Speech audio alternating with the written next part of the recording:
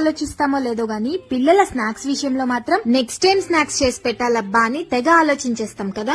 మరి టేస్టీగా హెల్దీగా ఎక్కువ రోజులు ఫ్రెష్ గా నిల్వ ఉండేలా ఒక మంచి స్నాక్ రెసిపీ చూసేద్దామా. ఈ రెసిపీ తయారు చేసుకోవడానికి ముందుగా 1 టేబుల్ స్పూన్ తెల్ల నువ్వులు, 1 టేబుల్ స్పూన్ ఉప్మా రవ్వ, 1 టేబుల్ స్పూన్ డెసికేటెడ్ కోకోనట్ ఇవన్నీ తీసుకున్న తర్వాత 2 కప్పుల గోధుమ పిండి కూడా తీసుకుని ఇందులో కాచిన నూనె వేసుకోవాలి. నెయ్యి కూడా వేసుకోవచ్చు. ఇదంతా బాగా ఒకసారి మిక్స్ చేసుకున్న తర్వాత కరిగించుకున్న బెల్లం తగినంత వేసుకుని చపాతీ ముద్దలాగా తయారు చేసుకుంటున్నాను.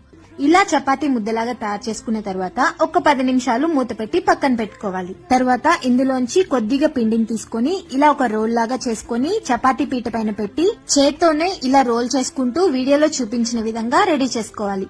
ఇప్పుడు ఒక నైఫ్ తీసుకొని ఇలా వీడియోలో చూపిస్తున్నట్లు చిన్న చిన్న పీసెస్ గా కట్ చేసి పక్కరాయి.